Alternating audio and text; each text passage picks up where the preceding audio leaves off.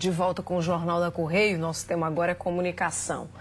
Comigo, o Wendel Rodrigues. Boa noite para você. Muito boa noite, linda, para você. Seja bem-vindo. Muito obrigado. Abraço para você e para as pessoas que nos acompanham. Que bom. Seguinte, Wendel, foi publicada aí uma pesquisa, né, que analisa o papel da comunicação no dia a dia. No dia a dia de líderes também, das empresas, nos negócios, nos empreendedores. Me conta aí qual o levantamento e o resultado dessa pesquisa. O resultado, linda, foi extremamente categórico. E eu vou detalhar aqui para você, para as pessoas que nos acompanham. As empresas desejam lideranças comunicadores. E detalhe, não é ter em cargos de liderança pessoas mais extrovertidas e que gostam de falar demais. Não. Aliás, normalmente quem fala demais fala o que não deve. A questão não é essa. Liderança comunicadora é aquela que ocupa um cargo de líder e usa o poder da comunicação para dois objetivos. Primeiro, buscar o protagonismo e segundo, servir a sua equipe. E por que isso é importante? A pesquisa descobriu que os líderes comunicadores engajam, envolvem e contagiam muito mais a equipe. Essa é uma das conclusões do levantamento feito pela ABERJ, Associação Brasileira de Comunicação Empresarial. A empresa ouviu 163 empresas de vários segmentos em todas as regiões do Brasil, querida. Olha aí, e isso é um dado importante, inclusive, para a gente analisar, né? E aí eu te pergunto, obviamente que eu tenho que fazer essa pergunta, como ser aí um líder comunicador? Como se tornar, né, um líder comunicador? Principalmente buscando protagonismo e o desejo também de servir a equipe. O que essa pesquisa, o estúdio descobriu é que para que você se torne um líder comunicador, você precisa diariamente buscar destaque, reconhecimento e esse protagonismo. E a comunicação desse líder deve focar no essencial, ou seja, uma comunicação muito mais simples e ágil. Se por acaso você é uma pessoa prolixa demais para dizer ou explicar alguma coisa, está na hora de mudar. Eu lembro de uma história que eu presenciei há pouco tempo em Brasília. Era uma reunião com a presença de vários gestores e um deles pediu a palavra para dar uma sugestão. Todo mundo, claro, parou para ouvir.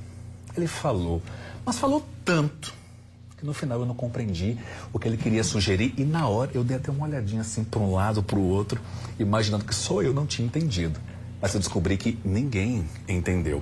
Aí o cara foi explicar mais uma vez, foi mais uma vez prolixo demais. Até que alguém o ajudou e resumiu o que ele queria dizer em um minutinho. Lição do episódio. Na maioria das vezes, menos é mais. A voz da liderança precisa ser simples e objetiva também. Eu te ouvindo aqui pensando como a falta de objetividade atrapalha o dia a dia, né? Dessa turma toda, o nosso dia a dia, na verdade, né? Atrapalha demais, Linda. O excesso de informação é um problemão. A gente percebe isso, um problema para as pessoas e para as empresas na hora de se comunicar. E isso acontece muitas vezes, atenção, pelo medo que as pessoas têm em se posicionar. Eu acredito que nós precisamos falar mais dos nossos porquês. Ô Wendel, como assim?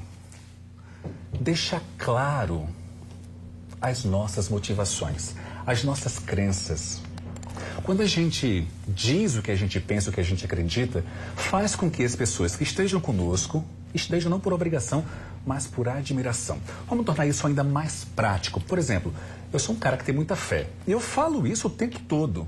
Eu gero uma identificação quando eu falo com quem tem fé. E quem não tem, não vai se identificar comigo. E tá tudo bem, não tem problema nenhum. Mas eu não posso abrir mão de partilhar o que eu acredito. Dizer, por exemplo, que todas as vezes que eu tive a alegria de ficar em primeiro lugar no concurso Prêmio de Jornalismo foi um desejo divino. Essa é uma crença. Assim como eu acredito que qualquer pessoa pode transformar a vida através da comunicação. Aliás, você tem uma crença, Linda, que eu gosto bastante e queria muito te ouvir sobre ela, que é: ninguém nasce pronto. Isso. De onde você tirou essa crença? Do dia da vida, né?